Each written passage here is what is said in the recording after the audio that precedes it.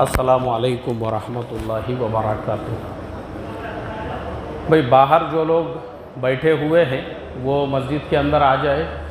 इंशाअल्लाह दूल्हे मियाँ मस्जिद में तशरीफ़ ला रहे हैं। उनके आने तक इंशाअल्लाह निकाह के बारे में और शादी के जो मसाइल है, इसी तरीक़े से हमारे शादियाँ कैसी सादी सिंपल होना चाहिए और हमने जो है फ़ुज़ूल ख़र्ची से कैसे बचना चाहिए, उसके बारे में कुरान और हदीस की रोशनी में इंशाअल्लाह कुछ बातचीत होंगी। तो बाहर जितने भी लोग बैठे हुए हैं उन तमाम लोगों से मैं यही दरख्वास्त करूँगा, मस्जिद के अंदर के हिस्से में वो तमाम लोग तशरीफ़ लाए। देखो होता ये है, हमारे यहाँ पे हर निकाह से पहले, शादी से पहले जो बयानात होते हैं तो अक्सर हमारी सोच ऐसी होती है कि भाई चलो दूल्हे मियाँ आ रहे हैं, जब तक अपना थोड़ा टाइम पास हो जाएगा या थोड़ा सा वक्त गुज़र जाएगा, या जब तक जो है अब दूल्हे मियाँ को आने में टाइम है तो चलो तब तक कुछ दीन की बात हो जाए।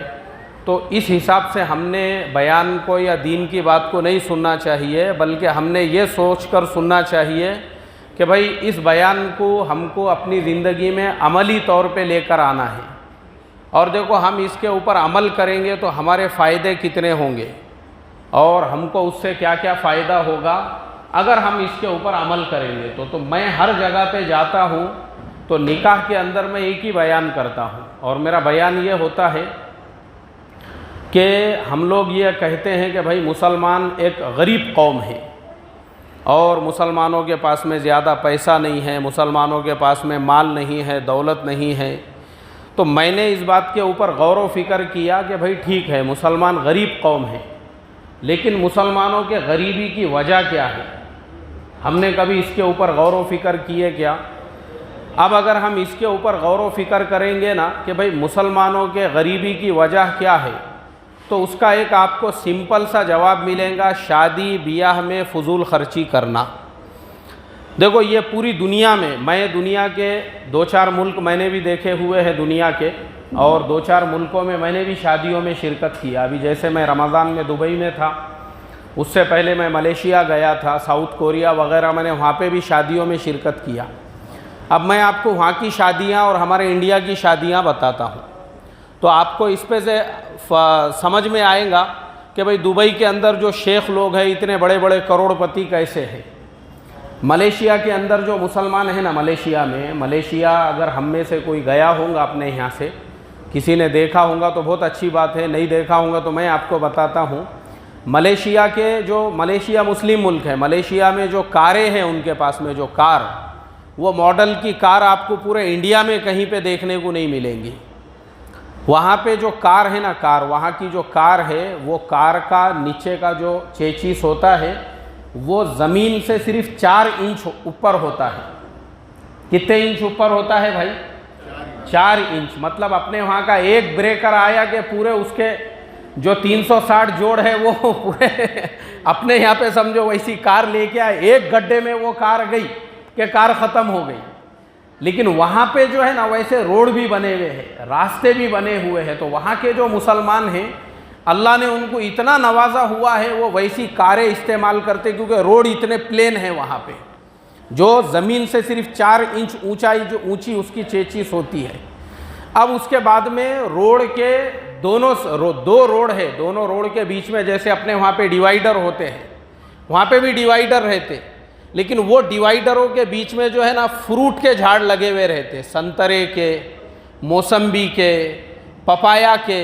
और वो जो झाड़ लगे हुए होते हैं, पूरे के पूरे झाड़ों के ऊपर ऐसे फलों से वो पूरा झाड़ ऐसा झुक गया हुआ रहता, पूरा रोड के जो दोनों रोड के बीच में डिवाइडर के ऊपर। उसके बावजूद जो लोग वहाँ के सफ़र करने वाले रहते, वो दरख्त पे से फल ऐसे पक के गिर गए हुए रहते डिवाइडर के ऊपर। मगर जो लोग दोनों साइड से कार चलाते या गाड़ियां चलाते, कभी किसी को तौफीक भी नहीं मिलती कि चलो भाई गाड़ी रोको, रोकने के बाद में जो है जो गिरे हुए फल है कम से कम वो ले लेंगे। वो गवर्नमेंट की कॉरपोरेशन की गाड़ी आती और जितने गिरे हुए फल रहते वो खुद उसको जमा करके दूसरे दिन लेके चले जाते। अब मुझे आप बताओ, अगर हमारे इंडिया में इस तरीके के फलों के झाड़ रहते थे तो वो सलामत रहते थे क्या? हाँ भाई वहाँ पे ऐसे पपई पूरे ऐसे पीले हो गए हुए रहते झाड़ों को, ऐसे पूरा पूरा झाड़ ऐसे लटक गए हुए रहते झाड़। उसके बावजूद भी किसी को देखने का भी मौका नहीं मिलता वहाँ पे। अल्लाह ने वहाँ इतना नवाजा हुआ है। उसके अलावा जो वहाँ के बड़े बड़े शहर हैं, अब हम मस्जिद में नमाज़ पढ़ने के लिए चले गए, जैसे कोलालमपुर वगैरह है, तो मगरिब की नमाज के बाद में कई लोग वहाँ पे ऐसी कारें लेकर खड़े हुए रहते और उसके अंदर खाने के ऐसे डब्बे रहते, बॉक्स रहते। उनको मालूम है भाई ये एरिया में जो है मुसाफिर लोग, जैसे अपने जालने की रेलवे स्टेशन की मस्जिद हो गई, इसी तरह से दवाखाने का जो एरिया है, सरकारी गवर्नमेंट हॉस्पिटल कि भाई वो एरिया में बाहर के मुसाफिर लोग आए हुए रहते, वैसे एरियो के अंदर वहाँ की जो मस्जिदें हैं, वहाँ के जो लोकल लोग या बाज़ार का एरिया है, जैसे अपने यहाँ पे मोंडे का एरिया है, मालूम है गांव खेड़े देहातों के लोग यहाँ पे आते हैं। अब वैसे एरिया की जो मस्जिदें हैं ना, लोग वहाँ पे बड़ी बड़ी गाड़ियाँ भर के खाने के डब्बे लेकर पहुँचते हैं और नमाज के बाद में जो है जितने भी लोग बाहर से निकलने वाले हैं उन लोगों को खाने का एक एक डब्बा देते हैं। उसके अंदर खाना होता है, पेप्सी का एक कैन होता है, थोड़े से फ्रूट होते हैं। इस तरीके से अल्लाह ताला ने वहाँ के लोगों को नवाजा हुआ है। अब वो लोग इतना जो अल्लाह ने उनको नवाजा, अब आप सोचो उनकी शादियाँ कैसी होती होंगी। हम तो यही सोच रहे होंगे कि यार जब इतना पैसा है वो लोगों के पास, तो वो लोग भी बड़े बड़े जो है फंक्शन हॉल करते होंगे, जैसे अरबों के पास में है भाई, अरब लोग भी ऐसे बड़े बड़े हॉल करते होंगे। अब मैं आपको बताता हूँ वो लोग जो इतने मालदार बने उसका क्या रीज़न है। उसका रीज़न ये है कि उनकी शादी में 10 से ज़्यादा मेहमान नहीं रहते। कितने से ज़्यादा भाई? अरे भाई बोलो ना, 10 से ज़्यादा। मैं मलेशिया में मैंने भी निकाह की मजलिस में शिरकत किया हूँ और मैंने वहाँ पे देखा हूँ, वहाँ पे खाना नहीं रहता, वहाँ पे कोई फंक्शन हॉल नहीं, कुछ नहीं कुछ नहीं। आपको जो निकाह की दावत दी जाती है वो मस्जिद में दावत दी जाती है, भाई फ़ुलानी मस्जिद में असर की नमाज के बाद में निकाह है, आप वहाँ पे आ जाइए। अब आप निकाह में आ गए, मस्जिद में भी जो लोग नमाज में हैं एक ऐलान हो जाता, ऐलान के बाद में वहाँ पे औरतें और मर्द एक ही मस्जिद में नमाज़ पढ़ते, बीच में खाली पर्दा लगा हुआ रहता, तो वह औरतें भी पूरी निकाह के अंदर शरीक रहती। अब जैसे ही वहाँ पे निकाह हो गया, निकाह के बाद में मस्जिद के दरवाज़े के ऊपर आने वाले मेहमानों के लिए कुछ चाय शरबत वगैरह यानी जो भी है, उसके अलावा कुछ भी नहीं। और मेहमान कितने रहते?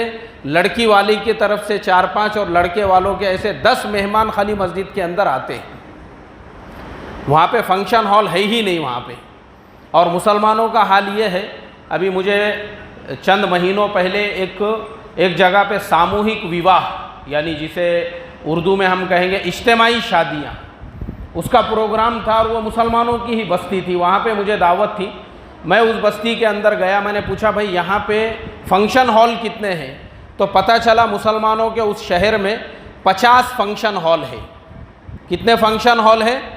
50 फंक्शन हॉल है। और हर फंक्शन हॉल वो 2-2 महीने पहले से जो है उसकी पूरी बुकिंग हो गई हुई रहती, जगह ही नहीं है उसके अंदर। लाखों रुपये पानी, यानी ये जो शादियों में फजूल खर्ची करने का जो रिवाज है, और ये जो हमारे यहाँ पे दूल्हे वालों के 200 मेहमान रहेंगे और गया जो हमारे हिंदू भाई है उनके जो है 50 मेहमान रहेंगे या 100 रहेंगे, उनका खाना अलग से करना पड़ेगा। ये आपको सिर्फ और सिर्फ इंडिया में देखने के लिए मिलेगा।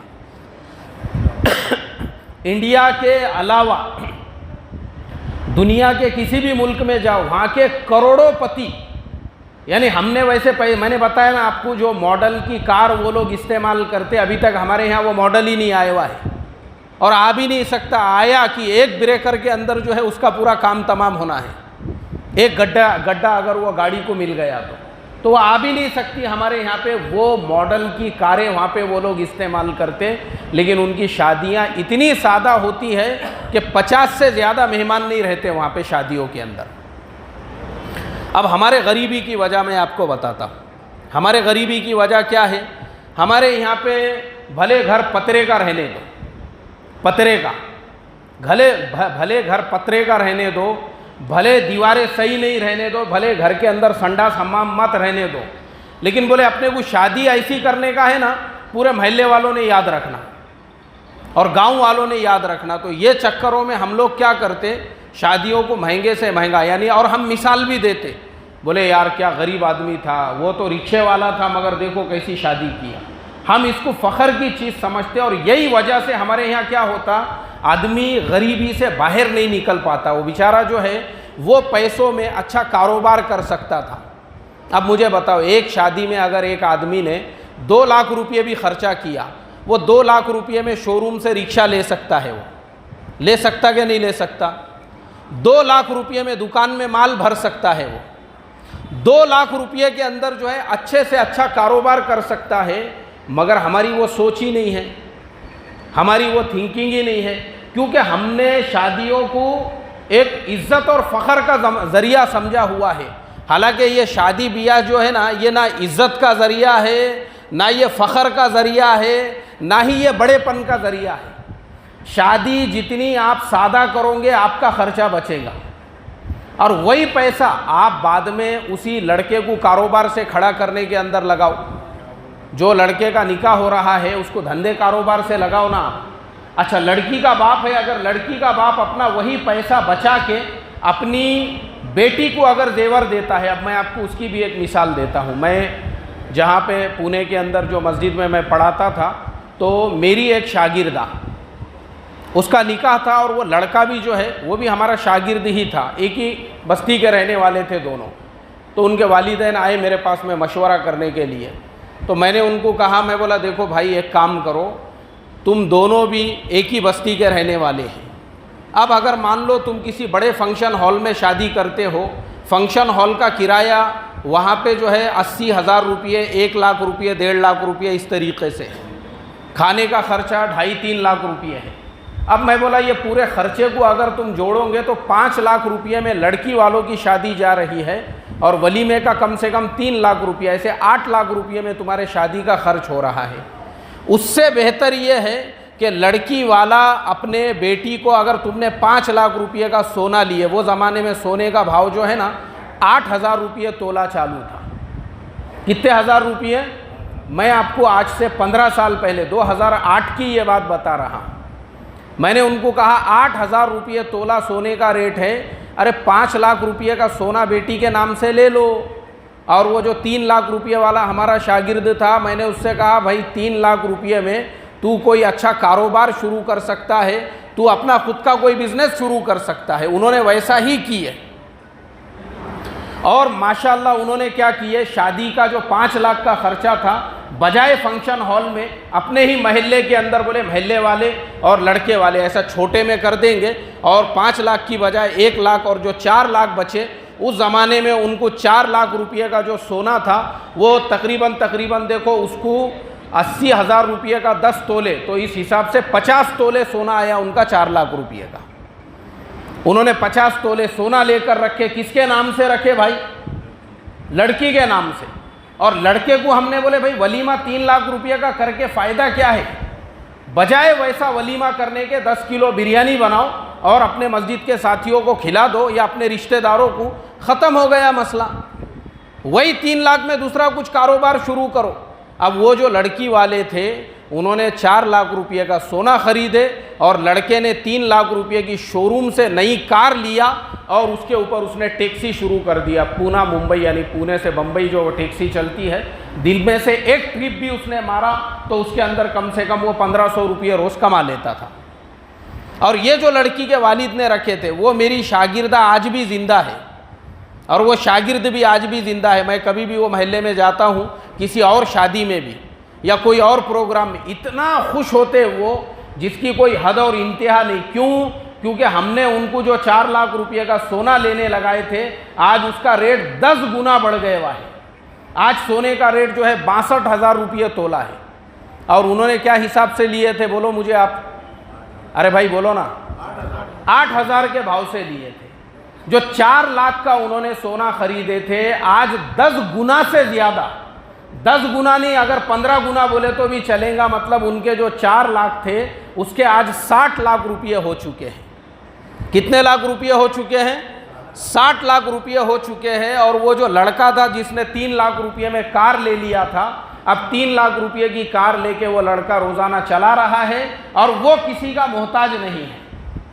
किसी का मोहताज रहा क्या भाई? वो देखो, ये सोचने वाली बात है। मैं जो आपको बता रहा हूँ ना, और मैं आपको कोई प्रवचन नहीं दे रहा हूँ, मतलब ऐसा नहीं है कि मैं खाली तुमको बयान, मैंने इससे पहले भी बोला आपको कि बयान टाइम पास के लिए मत सुनो, बल्कि मेरी बातों पे गौर व फिक्र करने के लिए सुनो। अब मैं आपको मेरे फर्जंद का भी वलीमा इसी हॉल में हुआ, जो हॉल में ये निकाह है। तो लेकिन हमने जो उनका निकाह की है, वो निकाह में मैंने एक आदमी को भी दावत नहीं दिया, ये भी याद रखो आप। हमने भी वही की है, हमारे फर्जंद का जब निकाह हो रहा था ना, एक आदमी को भी दावत नहीं दिया मैंने, एक आदमी को। यहाँ जितने लोग बैठे हुए हैं ये सारे मेरे रिश्तेदार हैं। जो बच्ची का निकाह हो रहा है वो मेरी भतीजी है, वो मेरे भाई है, लड़की के वालिद जो है। तो और यहाँ जितने भी लोग, ये रंजनी वाले, वो जितने भी लोग बैठे, ये सब मेरे रिश्तेदार हैं। फिर हमने क्या किए, यहाँ आके वलीमा की है। वलीमा कहाँ पर की है हमने? यहाँ की है। हमने बोले भाई सादगी में निकाह करो। यहाँ से आप पुणे तक का सफ़र करेंगे, जाने आने का 2000 रुपये खर्चा है। फिर लड़की वालों पे बोझ, वहाँ पे लड़की के वालिद भी बेचारे गरीब आदमी हैं, उनके ऊपर बोझ, उनको बड़ा हॉल करना पड़ेगा। हमने उनको भी हॉल करने से मना किए। हमने बोले तुमको कोई ज़रूरत नहीं है कुछ करने की। जब लड़के वाले तुमको नहीं बोल रहे हैं तो क्या ज़रूरत है तुमको हॉल करने की? कोई हॉल मत करो, कोई खाना मत बनाओ, कुछ नहीं। मस्जिद के अंदर निकाह होने दो, वो खाना हम हमारे रिश्तेदारों को गांव जाके खिला देंगे इंशाअल्लाह। तो बताने का मकसद ये है कि भाई सादगी में करने का सबसे बड़ा फ़ायदा क्या हुआ। अब मैं अगर वहाँ पे निकाह में फजूल खर्ची करता था, और वहाँ मुझे जो है, क्योंकि वहाँ बहुत पैसे लगते, हॉल वगैरह, वहाँ पे हॉल का किराया ही 1 लाख रुपये के ऊपर शुरू होता वहाँ पे। और खाने का ये सिस्टम नहीं है वहाँ पे कि अपना भटियारी बेचारा फिक्स है, वो आ जाता और आने के बाद पका लेता और अपने मोहल्ले के लोग खिला देते, ऐसा नहीं है। वहाँ पे उसका कॉन्ट्रैक्ट देना पड़ता है, एक आदमी के 300, 400, 500 रुपये के हिसाब से। और अगर आपने 200 लोगों को दावत दी है तो 1 लाख रुपये, 400 लोगों को दावत दी है तो 2 लाख, और उसके अलावा हॉल का खर्चा अलग। ये सारा मिला के समझो कम से कम एक 4 से 5 लाख रुपये का खर्च है। तो वो जो फजूल खर्ची है, हमने कहा कि भाई फजूल खर्ची से बचो। अब वो जो पूरे पैसे बच गए शादी के, उसी के अंदर हमने लड़के को एक घर लेकर दे दी है, यानी उसको किराए से, कि भाई दूल्हा दुल्हन जो है वो अपनी ज़िंदगी अपने आराम से, सुकून से, इत्मीनान से गुजारे, और उनको भी किसी किस्म का कोई डिस्टर्ब ना रहे। अब वो अपनी ज़िंदगी में खुश है। मुझे आप बताओ, वही पैसा अगर शादी की फजूल खर्ची में खर्च होता था, उनको घर लेके देते थे क्या हम? अब हमारे वहाँ पे क्या होता है, हम लोग जो करते हैं, हम क्या करते हैं, घर पतरे का है। अरे भाई पतरे का घर है, शादी जो है मस्जिद में करो, दोनों पार्टी समझदारी के साथ में, और पतरे के घर पे आरसीसी का छत डालो ना वही पैसों के अंदर। मुझे आप बताओ डाल सकते क्या नहीं डाल सकते?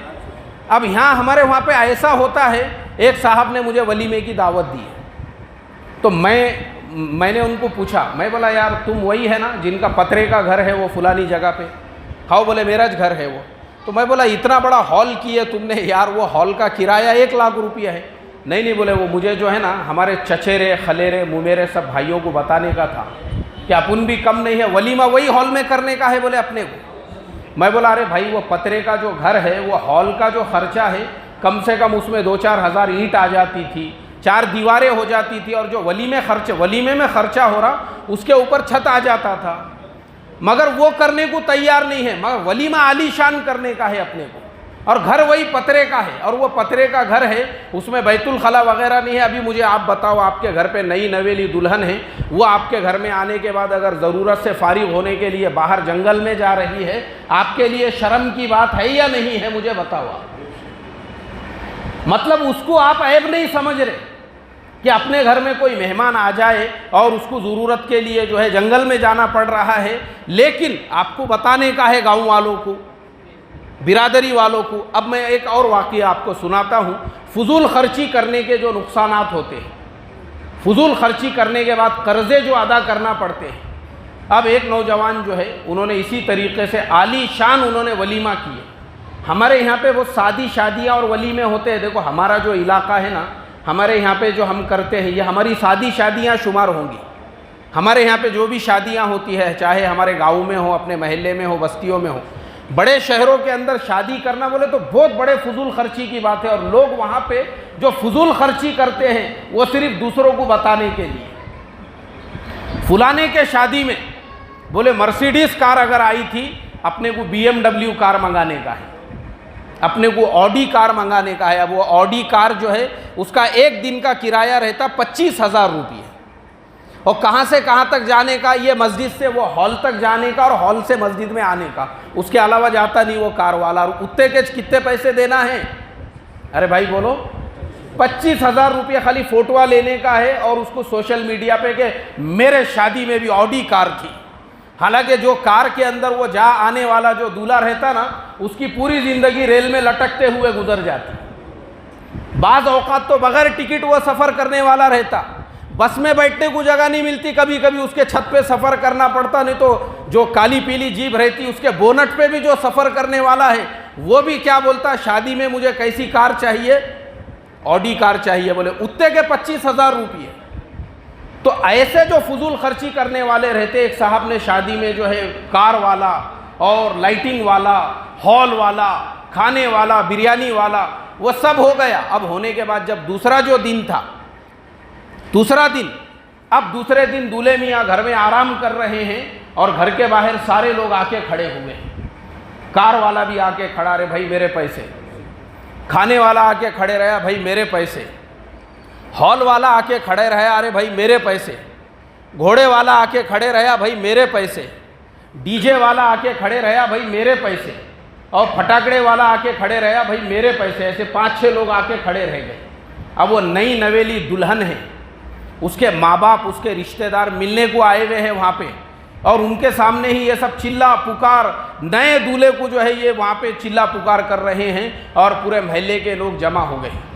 अब उसके बाद में जो है बेटा बाप को बोल रहा, अरे अब्बा तुमने इसके पैसे नहीं दिए थे क्या? अब्बा बोल रहे, अरे मैंने उसको बोला था, उसको पूछ रहे हो, बोल रहा मेरे पास कहाँ थे, मैंने तो उसको दिया था, जब ही पूरे पैसे ख़त्म हो गए। अब ये सारे लोग पैसों का तकाजा लेके घर के बाहर खड़े हुए हैं। एक दिन पहले आपने बादशाह सलामत के जैसा वलीमा किए और दूसरे दिन आपका हाल भिखारी के जैसा हो गया, तो मुझे आप बताओ क्या काम की है ऐसी इज्जत? देखो, इज्जत ऐसे पैसों से नहीं मिलती। इज्जत पैसों से मिलती क्या भाई? ये ऐसे ऐसे देखो, अगर कोई ये सोचता होगा ना मैं बड़ा वलीमा करूंगा तो मेरी बहुत इज्जत हो जाएंगी, या मैं बड़ी शादी करूंगा तो मेरी बहुत इज्जत हो जाएंगी, ये बिल्कुल हमारी गलत सोच है। इज्जत काय में है वो भी मैं आपको बताता हूँ। इज्जत इसमें है कि शादी ब्याह में कम खर्चा करो और वही पैसे जमा करके रखो, और जो बच्चे आपके बाद में पैदा होंगे उन बच्चों को अच्छा डॉक्टर बनाओ, उन बच्चों को अच्छा इंजीनियर बनाओ, उन बच्चों को अच्छा टीचर बनाओ, उन बच्चों को हायर एजुकेटेड बनाओ। देखो, मैंने एक चीज़ का तजुर्बा किया हूँ, मुसलमानों की गरीबी अगर आपको देखने का है तो आप मुसलमानों के कॉलेजेस में चले जाइए, मुसलमानों के स्कूलों में आप चले जाओ, आपको हर स्कूल ऐसा मिलेगा। वहाँ के मैनेजमेंट से पूछो भाई कितने लोगों के पैसे बाकी है, तो वो आपको बताएंगे कि इतने बच्चों की फ़ीस 6 महीने की बाकी है, साल भर की बाकी है। यहाँ तक कि मैं खुद अभी अल्हम्दुलिल्लाह हमारा भी छोटा सा फाउंडेशन है, तो कहीं पे जाते हैं तो कुछ लोग मिल जाते हैं तकाजे वाले, तो एक वलीमे में जाने का मौका मिला। अब वो जो दूल्हे मियाँ हैं वो बादशाह सलामत के, अकबर बादशाह का जो दरबार लगता था ना, वैसा ऐसा कुर्सी पे बैठे हुए हैं, और उनके अब्बा उनके एक छोटे भाई को लेकर मुझे मिले। अरे बोले यार अच्छा हुआ आप आए, माशाल्लाह आप ऐसा। उन्होंने बोलने के बाद में फिर बोले असल में मसला ऐसा था ना, बोले ये जो हमारे छोटे फर्जंद है इनका इंजीनियरिंग के लिए नंबर लगा। बोले क्या बोले उन्होंने, इनका इंजीनियरिंग के लिए नंबर लग गया है और खाली 30,000 रुपये कम पड़ रहे हैं। कितने कम पड़ रहे हैं? 30,000 रुपये कम पड़ रहे। बोले अगर आप अपने आपके फाउंडेशन की तरफ से कुछ ताउन कर देंगे तो।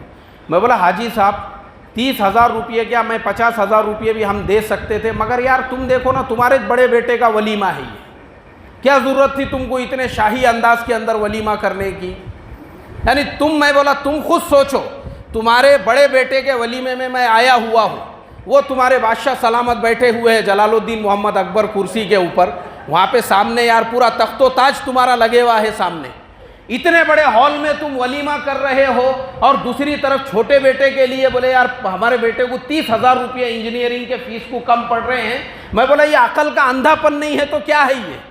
अरे यही वलीमा मैं बोला तुम अगर सादगी के साथ अपने मोहल्ले में करते बजाय फंक्शन हॉल में करने के, इसके खाली फंक्शन हॉल के भी तुम पैसे बचा लेते तो तुमको कॉलेज के 30,000 रुपये भरने को काम आ जाते थे। क्या ज़रूरत थी यहाँ पे करने की?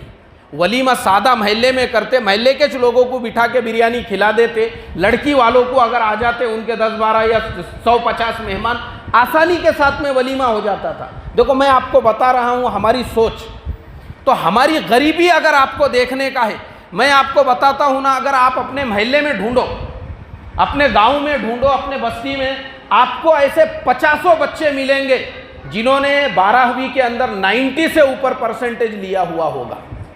12वीं में ऐसे टैलेंटेड बच्चे मिलेंगे जिन्होंने 10वीं में 90 से 80 से ऊपर, ऐसे बेहतरीन पढ़ने वाले बच्चे मिलेंगे, लेकिन बाद में उनकी ज़िंदगियां बर्बाद हो गई उनकी। आज वो बच्चों में से कोई रिक्शा चला रहा है, आज वो बच्चों में से कोई जो है गैरेज पे काम कर रहा है, कोई पंचर जोड़ रहा है, कोई मेहनत मजदूरी कर रहा है, कोई कुछ छोटा मोटा काम कर रहा है। उसका रीज़न क्या है?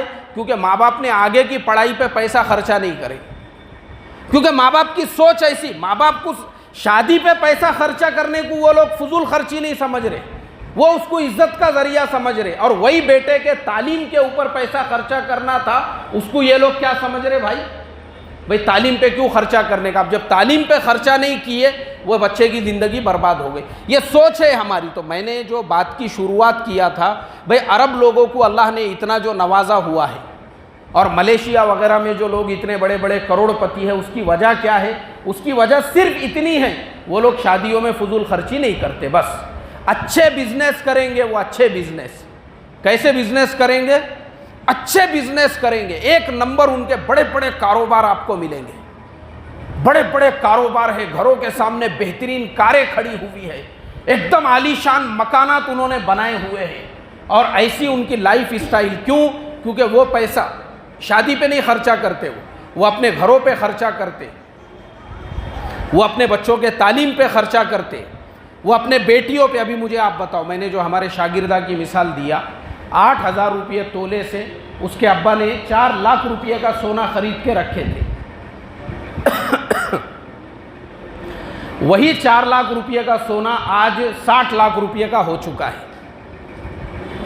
फायदा उनका हुआ या नहीं हुआ?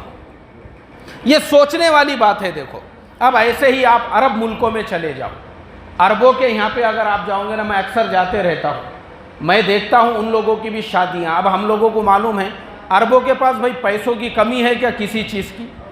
अगर हम अरबों के मुल्कों में जाएंगे ना, कोई कमी नहीं है उनके वहाँ पे पैसों की, लेकिन उसके बावजूद अगर आप उनकी शादियाँ देखोगे, मुश्किल से लड़की वालों के तरफ के 30-40 मेहमान और लड़के वालों के तरफ के 30-40, मैंने ज़्यादा बोल दिया 30-40, 50 ही मेहमान उनके यहाँ पे होते हैं। 50 मेहमान, और 50 मेहमानों में उनकी शादी हो रही है। तो वो पैसा इन चीज़ों के ऊपर नहीं खर्चा करते। तो इसके लिए मेरा आप लोगों को पूरी बात बताने का खुलासा यही है कि अल्लाह के नबी के ज़माने में अभी अरबों ने क्या किए, वही सुन्नत को बाकी रखे, जो अल्लाह के नबी सल्लल्लाहु अलैहि वसल्लम के ज़माने की जो सुन्नत थी, वह सादगी में। वो ज़माने में कैसे निकाह होते थे ना, वो ज़माने में कार्ड छपते थे। अब मैं कार्ड पे से भी आपको एक मिसाल देता हूँ। अभी कोरोना के ज़माने में, कोरोना शुरू होने से पहले एक साहब मेरे बेचारे बड़े अच्छे हैं, बड़े अजीज़ हैं, उनसे मेरी मुलाकात हुई।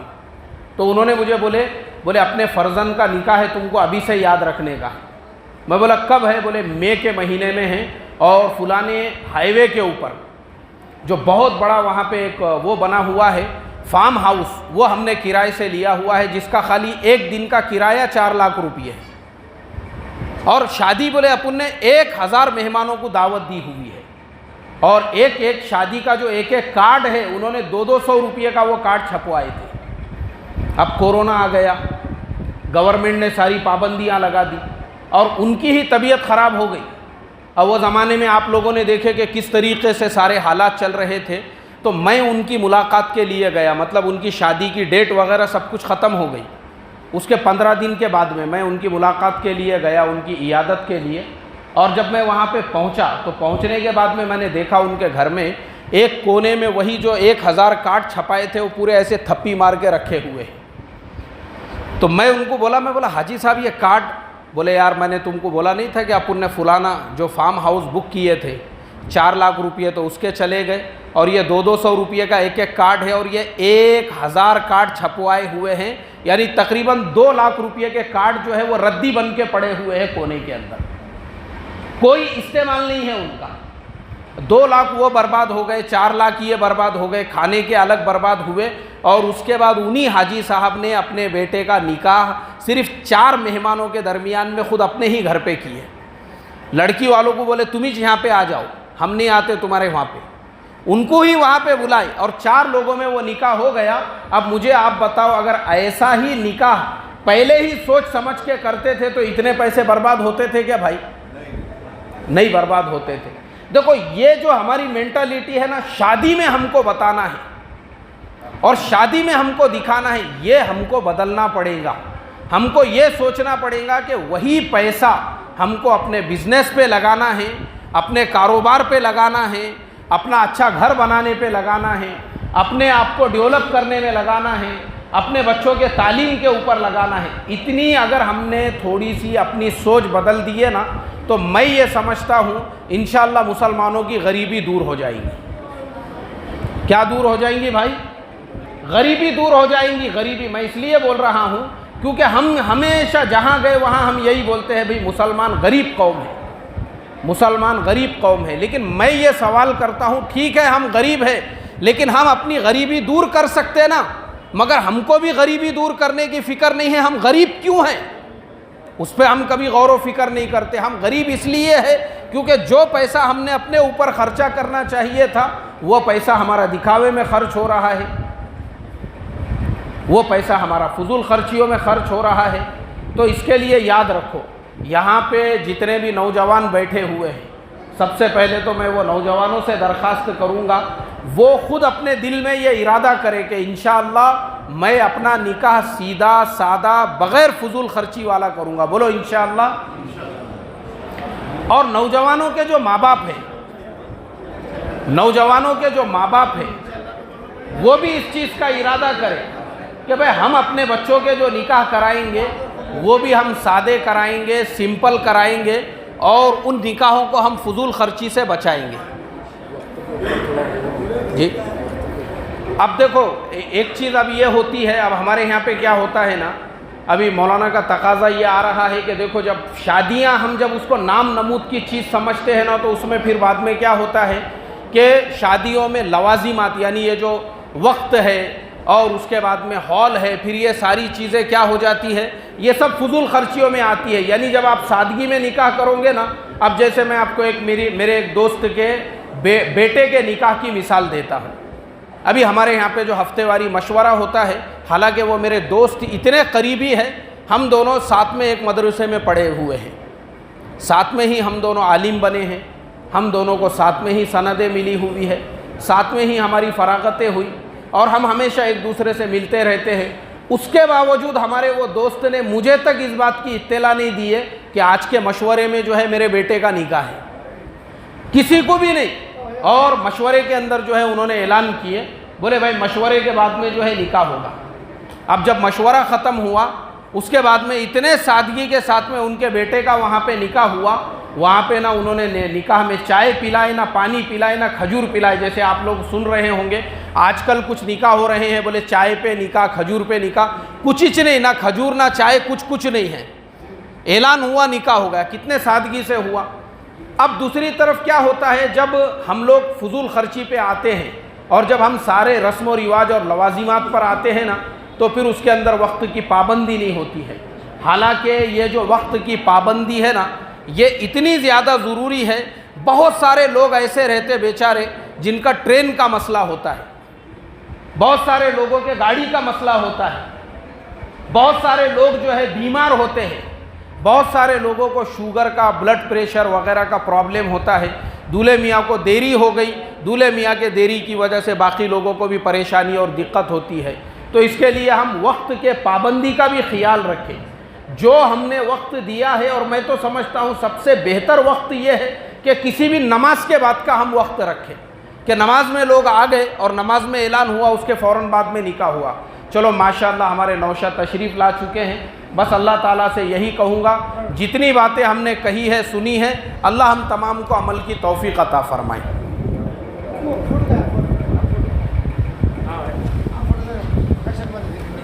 కావాలన్నా సార్ ఉన్నాయా